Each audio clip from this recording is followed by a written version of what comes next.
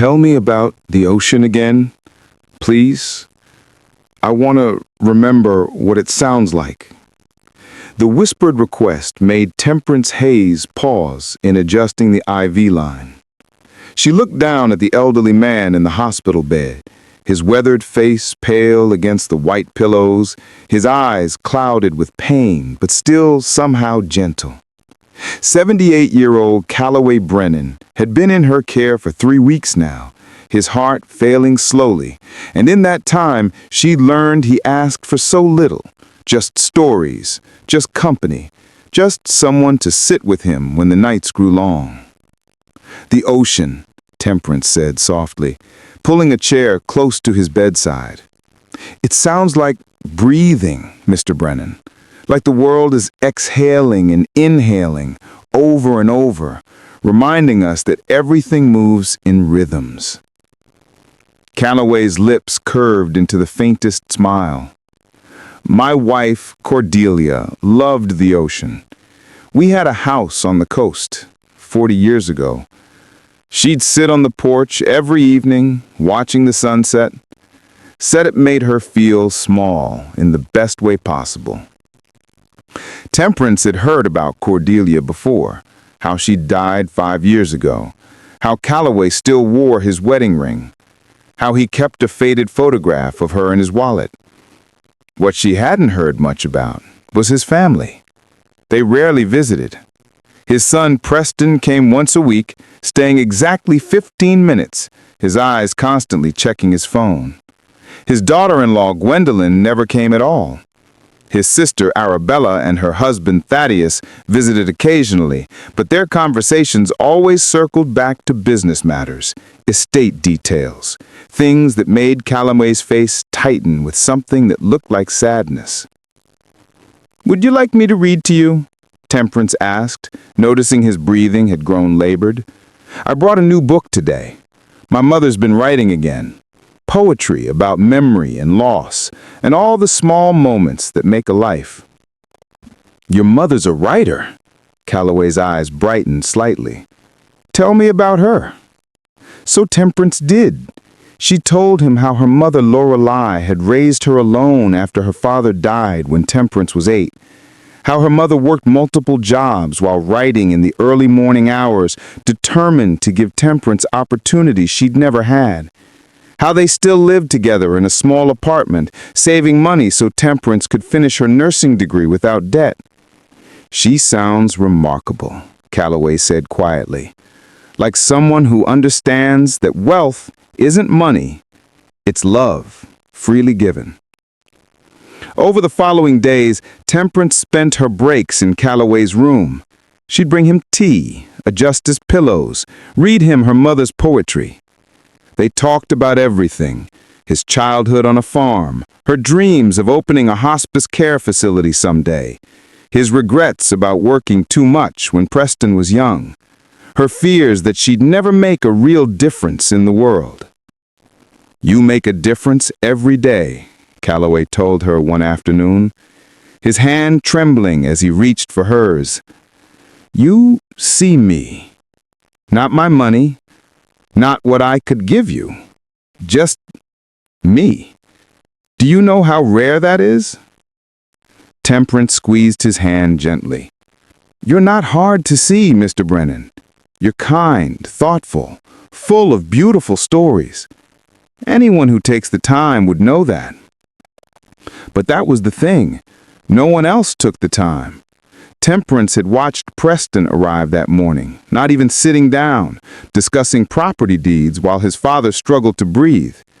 She'd overheard Arabella on the phone in the hallway, calculating inheritance taxes, annoyed that Calloway was taking so long to go. It made her chest ache with anger and sadness. What Temperance didn't know, what she wouldn't discover until much later, was that Calloway Brennan was one of the wealthiest men in the state. He'd built a manufacturing empire from nothing, employed thousands, donated millions to charities anonymously. He'd worn simple clothes, lived modestly despite his wealth, and never mentioned his money to anyone who didn't already know. He'd wanted to be seen for who he was, not what he owned. And he'd been watching his family for years, hoping they'd visit him for love rather than inheritance. They never did. One evening, Calloway asked Temperance something that surprised her. If you could do anything in the world, money no object, what would it be? She thought carefully. I'd create a place where dying people could spend their last days with dignity and beauty. Not a sterile hospital, but somewhere with gardens and music and people who had time to sit and listen, where families could stay, where no one had to die alone and afraid. She paused, embarrassed. That probably sounds naive. It sounds like what the world needs, Calloway said, his voice thick with emotion. Promise me something. Anything. Promise me you won't let anyone make you small. Don't let them convince you that kindness is weakness or that caring too much is foolish. Promise me. Temperance felt tears prick her eyes. I promise. 2 nights later, Calloway's condition worsened dramatically. The family was called. They arrived in a flurry. Preston, Gwendolyn, Arabella, Thaddeus, all gathering in the hallway, speaking in hushed, urgent tones about wills and assets. No one went into his room. No one sat with him. Temperance did. She held his hand while his breathing grew shallow, reading her mother's poetry about love transcending death, about how the kindest souls leave light behind them. Calloway's eyes stayed on her face, and when he spoke, his voice was barely a whisper. Thank you for seeing me, for making these last weeks bearable. You have your mother's gift. You give people dignity. He paused, gathering strength. I've rewritten my will. My lawyer has it. Don't let them bully you. You deserve everything I'm giving you. Not for what you did, but for who you are. Temperance didn't understand. She thought he was confused, his mind wandering. Just rest, Mr. Brennan. I'm here. You're not alone. I know. That's the gift. He died an hour later, peacefully, with Temperance holding his hand and humming the ocean sounds he loved. The reading of the will 3 days later shocked everyone. Calloway had left his family the minimum required by law. Preston received one of the properties, Arabella some investments, but the bulk of his estate, $12 million, the coastal house, controlling shares in his foundation, went to Temperance, Hayes, with explicit instructions, use it to build the hospice care facility she'd described, where people could die with dignity, surrounded by beauty and genuine care. The family erupted.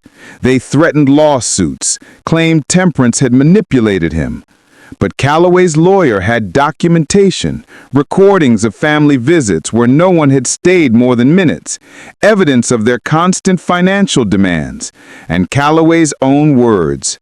She never asked for anything. She gave everything.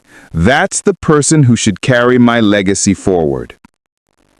6 months later, Temperance stood on the porch of the coastal house, now the Cordelia Brennan Hospice Center, watching the sunset with her mother. The facility had 20 rooms, each with ocean views, gardens for families to walk through, music therapy, and nurses trained in compassionate end-of-life care. It was everything she dreamed of, built on Calloway's final act of love. Do you think he knew?